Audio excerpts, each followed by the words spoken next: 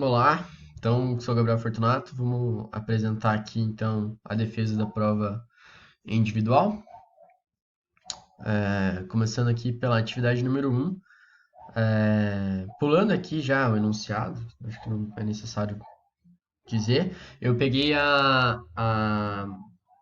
o banco de dados que foi utilizado no projeto 2 como exemplo para que pudesse facilitar aqui a parte de, de explicar o que é o refactoring, qual a necessidade em cada situação. Então aqui eu primeiro peguei um tipo estrutural, onde a linguagem do filme também deveria ser usada para transcrição em texto. Assim, o texto pode ser transcrito em várias línguas. Então, foi pensado que seria criada uma tabela que intercalaria entre as tabelas Film e Language. Essa nova tabela teria duas foreign keys, uma referenciando o ID da tabela Film e outra referenciando o ID da tabela Language. E daí criaria uma relação de muitos para muitos entre essas duas tabelas aqui. E daí poderia ter para mais línguas nesse caso. Esse aqui é outro tipo estrutural também, onde a tabela film text tinha problema de identificação do texto transcrito. Essa tabela aqui perdida é film text, então ela não tinha correlação com ninguém. Então eu pensei que seria criada uma foreign key na tabela film text referenciando o ID da tabela film, que seria essa tabela aqui. Então ela teria o ID da tabela film direto nela, e sem perder a identificação do texto, enfim. E essa aqui, então, no tipo arquitetural, onde a tabela de pagamento payment está sobrecarregada, já foi identificado problemas de desempenho. Então, o que foi pensado? Seria criada uma réplica da tabela payment, além disso, a criação de três triggers para as ações de after insert, after update e after delete. Então, por que isso? A tabela, como ela estava sendo sobrecarregada com muitas requisições sobre ela, porque ela estava sendo utilizada como histórico, foi pensar então em criar uma tabela exatamente igual ela, com os mesmos dados, só que uma então vai ser utilizada para histórico, então vai ficar fazendo requisições referente a histórico que podem ser demoradas, e a outra então pode ser usada para outras coisas, né? E as duas teriam uma réplica então uma da outra. A situação 4 seria do tipo qualidade de dados, onde ele deveria atualizar a base de filmes para incluir o novo catálogo do MDB, a partir de uma URL. Então seria criada uma stored procedure para fazer a cópia e atualização dos dados utilizando o novo catálogo pedido. Simples. Então aí a situação 5 é do tipo arquitetural, deve ter um procedimento que libere a alocação se o pagamento não for confirmado até 24 horas, após 24 horas. Então seria criada uma start procedure de rotina, que daí ele ficaria o tempo inteiro verificando se o pagamento não for confirmado e caso não tenha sido confirmado no período de 24 horas, mudasse o valor de status de pagamento para não confirmado.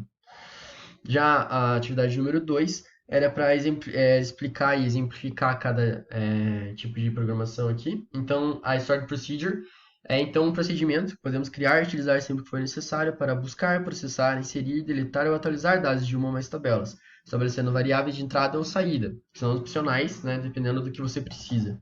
É boa para evitar o tráfego de dados em rede, obtendo bom desempenho até mesmo para grande volume de dados. Então, você faz tudo a nível de banco. Não precisa ficar recebendo tudo para depois fazer os filtros ou inserir, deletar, enfim, você vai fazer direto pelo banco através de uma stored procedure que pode ser utilizada até como rotina, né? É, E daí, considerando tabelas que eu criei aqui, que seria pedido e item pedido, simples para poder fazer exemplificação, onde o pedido tem a data só e o item pedido seria o item, então cada item do pedido, então ele teria um nome, teria o ID do pedido que ele foi referenciado e teria o valor, né, que seria um valor em real, né, digamos assim. Então, seria criada uma procedure que teria as variáveis de entrada ID pedido e a de saída valor total. O que essa procedure vai fazer? Ela vai totalizar o valor do pedido. Então seria enviado o ID do pedido, né, desse cara aqui, e iria totalizar o valor de todos os itens pedidos que estão dentro dele. Então seria feita uma seleção da soma de todos os valores para a variável de saída, valor total, do item pedido, onde o ID pedido é igual ao ID que veio aqui de entrada. E daí, para chamar ela, você faz dessa forma: você manda o ID que você precisa, e daí a variável que vai ser retornada com o valor. E depois faz o select para pegar o valor dela.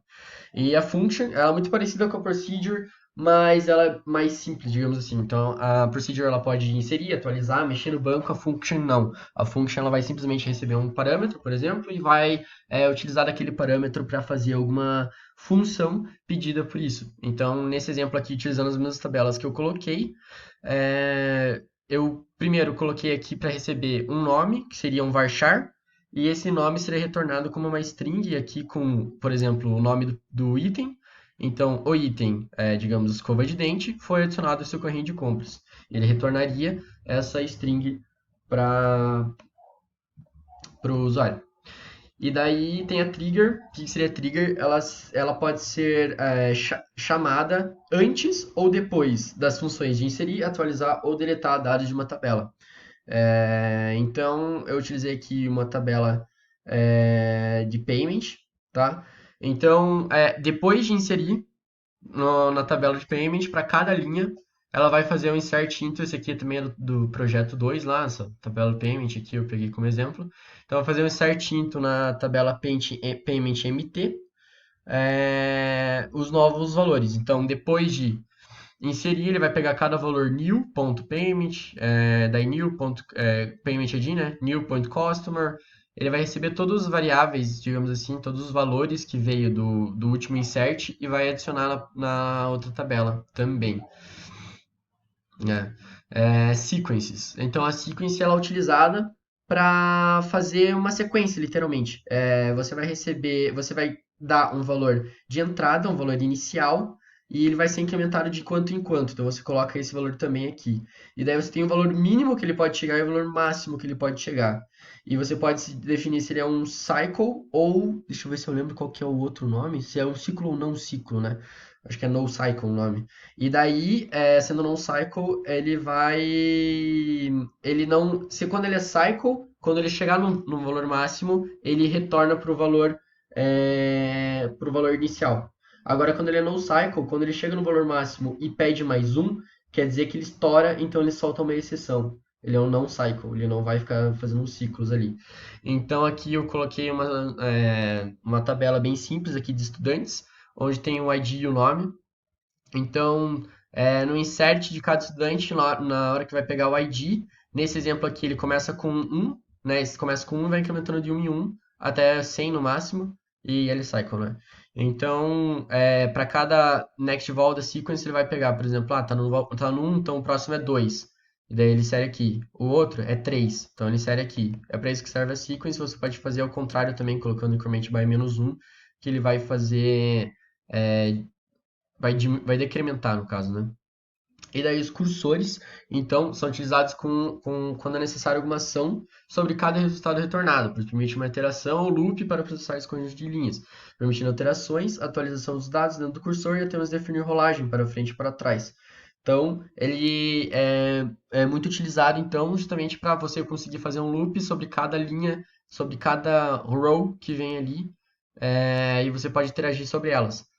Então, nesse exemplo aqui, faz a declaração do cursor, abre o cursor e lê a próxima linha. Então, ele vai pegar a próxima linha e vai colocar nas variáveis de código cliente, primeiro nome e sobrenome. E daí ele inicia o loop com um while. Então, enquanto o fetStatus é igual a 0, né, ele vai começar, ele vai fazer um update no tabela clientes, colocando os valores que ele recebeu aqui de variáveis nos seus respectivos campos que deveria colocar. Então ele vai lendo a próxima linha até que não tenha mais nenhuma linha a ser lida. Quando não tiver mais nenhuma linha a ser lida, ele fecha e desaloca aqui, né? Você pode ter a opção de destruir, digamos assim, o seu cursor para não ficar ele em memória. Feito isso, deixa eu ver se está rodando aqui ainda só. Acho que tá. Programação em BD, então. Tá. Isso aqui então é para explicar qual instância seria utilizada aqui, né? Qual tipo de programação seria utilizada e por quê. Então, no instante de tempo registrado automaticamente pela SGBD, eu resolvi escolher colocar uma função, utilizando a função now da SQL, no momento de inserção e atualização dos dados nessa tabela, porque como ele pede o instante no tempo, né? O now ele retorna isso. E ele poderia ser registrado a partir de uma procedure de rotina, já que é automaticamente, né? Log de atualização, exclusão com data e usuário que realizou a tabela de log de autoria.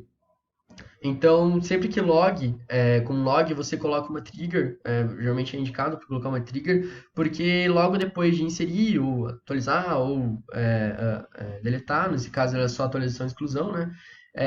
Ele vai inserir na tabela de log e com a função null da tabela de log de auditoria. Então, para pegar o instante que foi feito. Intervalo temporal registrando o tempo válido em tabela. Então, eu preciso colocar uma procedure para calcular se o tempo é válido e inserir caso seja validado. Bem simples também. E transformação de granularidade temporal e cálculos relacionados ao tempo. Eu preferi escolher uma function, porque você não vai mexer com o banco em si, então a function pode fazer isso, recebendo o parâmetro, né, nesse caso, e daí recebe o parâmetro, faz o cálculo e devolve ele.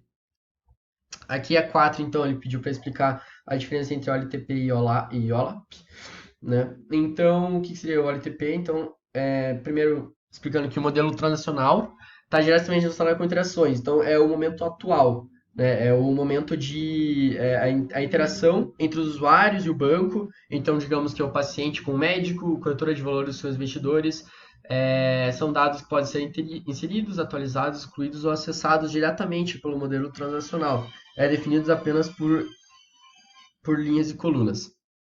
Daí já o modelo multidimensional, ele é um modelo que já vem pré-carregado, mas isso eu já vou explicar. É definido por linhas, colunas e profundidade, e pode ter mais de 3 eixos, né?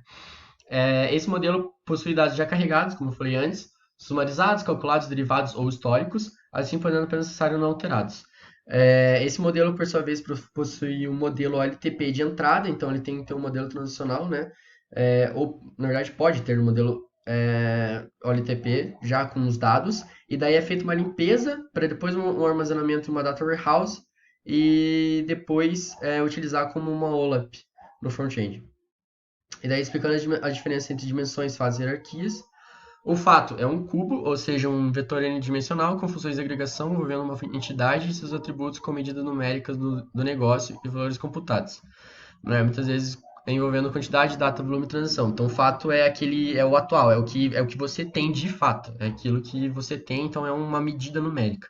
A dimensão descreve como vai ser o modelo relacional. Possui uma chave simples com autoincremento e é desnormalizado, ou seja, possui valores derivados calculados de acordo com as dimensões. E ele possui hierarquias implícitas, como exemplo, ano, semestre, trimestre, mês, né? Então, bom, é isso que eu disse. E hierarquias são definidas como citado acima, né? São categorias que definem o que está acima do que. Então, como eu disse aqui nesse exemplo, por exemplo, ano está acima de semestre, semestre está acima de trimestre, trimestre está acima de mês. Então, essa seria a hierarquia também. Então, explicando a diferença entre esquemas de estrela, constelação e floco de neve. O esquema estrela, ele tem uma tabela fato que fica no meio, e as outras tabelas têm relação com essa tabela a partir de uma chave estrangeira. Então ela tem a função de englobar todos os dados da base em questão por meio de relacionamentos, e ainda armazena medidas já contabilizadas ou sumarizadas. O esquema foco de neve, ele tem uma tabela fato também no meio, tá? Mas as tabelas que estão relacionadas com ela também podem ter relações com outras tabelas mais isoladas, digamos assim, que tem relação apenas com aquela tabela ali, e é isso, é mais simples. E o esquema de constelação, ele é um pouco mais complexo, porque ele envolve algumas tabelas fatos, no caso. Então não tem apenas uma no meio, ele tem uma tabela fato que tem uma relação com outra tabela, e a outra tabela fato que tem relação com outra tabela, e aí sim criando uma constelação, né? Já que uma tabela fato é uma estrela, tendo mais de uma tabela fato, seria várias estrelas, uma constelação nesse caso. Então, aqui explicando e citando 5 exemplos de operações analíticas do OLAP. Tem a pivot, sei lá como é que fala, e ele seria para você rearranjar ou adicionar dimensões nas tabelas, para se obter novas perspectivas, ou seja, você conseguir visualizar de uma forma diferente, então o mar fica vertical ao invés de horizontal, por exemplo. O rank é para você ordenar, então, os membros da dimensão, você vai ranquear lá por lucro mensal, então o que mais tem lucro ou o que menos tem lucro. Roll-up, se tratando de hierarquia, então você sobe a hierarquia. Então, de cidade você vai para estado, de estado você vai para região. Drill down é o contrário de roll up, que ao invés de você subir, você vai descer. Então, de região você vai para estado, de estado você vai para cidade.